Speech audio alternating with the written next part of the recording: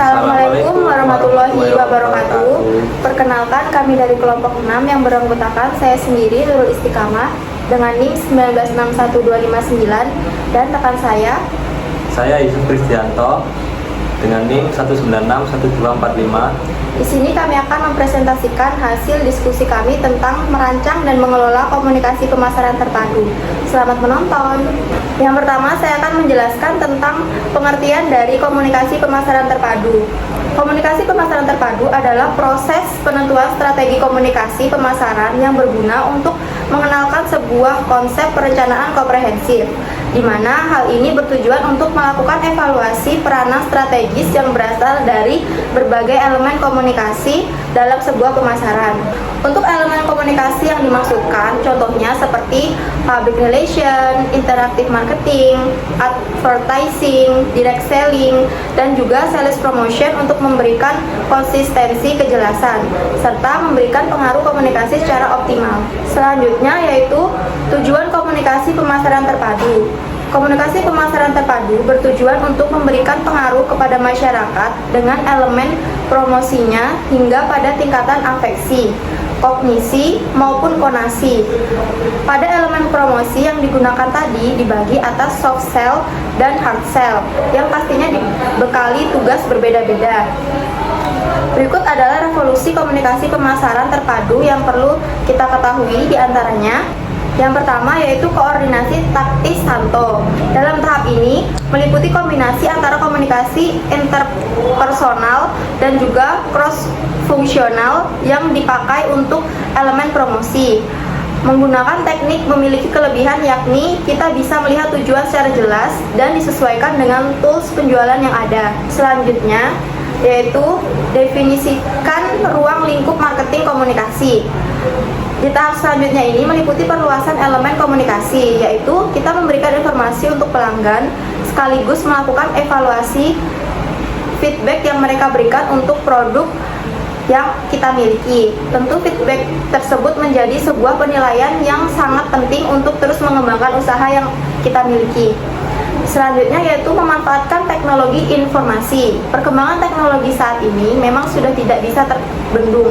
Maka dari itu, kita perlu memanfaatkannya. Salah satunya dengan cara membuat database manajemen yang bertujuan untuk mengolah semua data yang berkaitan dengan para konsumen. Selanjutnya yaitu integrasi strategi serta keuangan. Pada tahap ini tujuannya adalah untuk menyelaraskan program komunikasi dan juga program keuangan, dan juga memperkirakan soal aliran dana yang masuk ke perusahaan daripada konsumen kita. Selanjutnya saya akan menjelaskan tentang strategi komunikasi pemasaran terpadu. Dalam menjalankan teknik komunikasi pemasaran terpadu ini, pastinya ada sejumlah strategi yang harus kita lakukan agar nantinya bisa berjalan dengan lancar sesuai dengan perencanaan. Di antaranya, yang pertama yaitu target market versus target audience. Dalam menjalankan strategi komunikasi pemasaran terpadu ini, kita diwajibkan untuk memahami soal istilah di atas tersebut. Target market merupakan para konsumen dari produk yang kita jual. Lalu untuk target audience adalah mereka yang akan dijadikan sasaran dalam melakukan komunikasi. Selanjutnya yaitu media strategi. Kombinasi antara penggunaan media massa, interpersonal, dan juga interaktif. Ketahui juga ulasan mengenai strategi pendekatan komunikasi dengan media yang efektif dan dapat memanfaatkannya dengan baik. Selanjutnya yaitu message strategi. Dalam hal ini meliputi konsep, penetrasi pesan atau pendekatan maupun daya tarik, dan juga selanjutnya yaitu budget. Yang terakhir adalah budget yang di dalamnya mencakup top down atau bottom up. Selanjutnya akan dijelaskan oleh rekan saya yaitu Mas Yusuf. Saya persilahkan. Saya akan melanjutkan presentasi dari Mbak Nurul, yaitu tentang cara merancang dan mengelola komunikasi pemasaran terpadu. Proses perancangan komunikasi pemasaran terpadu. Pada bagian proses perancangan ini tentu menjadi lanjutan dari strategi, di mana terdapat 5 perencanaan yang harus Anda lakukan. Di antaranya, 1. Lakukan identifikasi tentang konsumen serta nilai kemajuan. 2. Perkirakan tentang konsumen beserta dengan nilai kemajuan. 3. Melakukan perencanaan pesan komunikasi. 4. Perkiraan aliran dana yang masuk ke perusahaan dari para konsumen. Lakukan evaluasi setelah membeli barang, serta Anda perlu melakukan analisa produk masa depan permintaan konsumen dari produk yang Anda punya. Proses dalam mengelola komunikasi pemasaran terpadu. Agar bisa mengelola komunikasi pemasaran terpadu secara baik dan benar, maka ada 7 tahapan yang harus Anda kerjakan supaya bisa mendapat hasil yang maksimal. Di antaranya, satu, review of marketing plan. Pada tahap ini, pertama Anda diharuskan untuk melakukan persiapan data internal yang meliputi situasi organisasi maupun atribut. Selain itu, juga perlu melakukan persiapan data eksternal yang meliputi situasi makro, target market maupun kompetitor. 2. Analysis of promotion program situation. Dalam tahap ini, Anda perlu melakukan analisa mengenai kekurangan dan kelemahan data serta menemukan sebuah sumber permasalahan, lalu cari tahu juga bagaimana cara menganalisanya. Analysis of communication process. Di tahap ini selanjutnya Anda perlu melakukan proses analisa tanggapan dari para penerima informasi, lalu tanggapan tentang pengiriman informasi dan juga saluran informasi yang Anda pakai selama ini. Budget determination.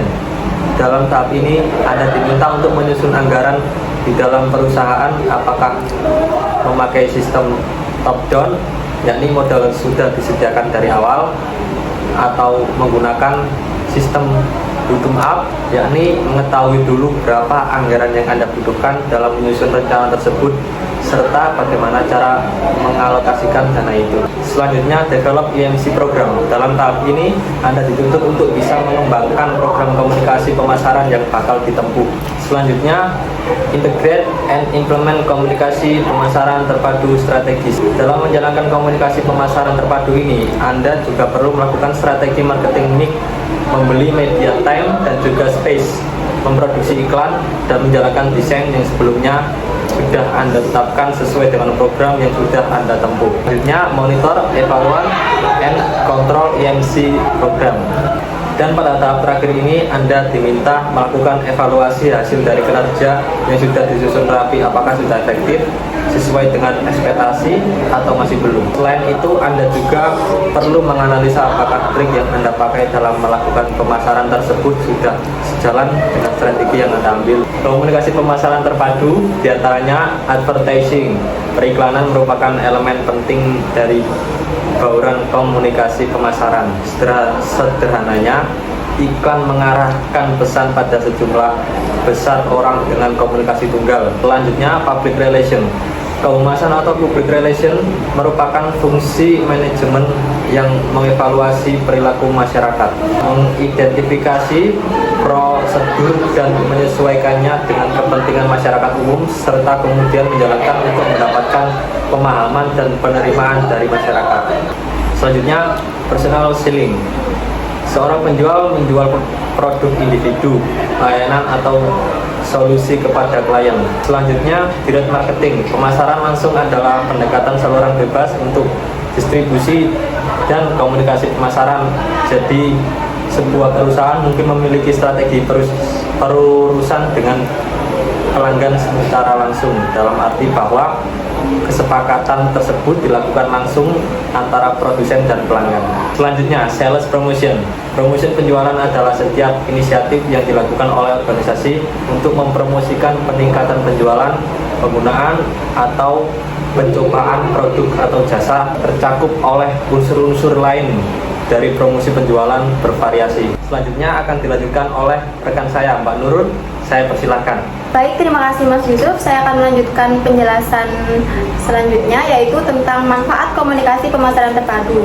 Manfaat dari komunikasi pemasaran terpadu yaitu dapat menciptakan keunggulan kompetitif, meningkatkan penjualan dan keuntungan, menghemat uang dan waktu. Komunikasi pemasaran terpadu juga meningkatkan keuntungan melalui peningkatan efektivitas.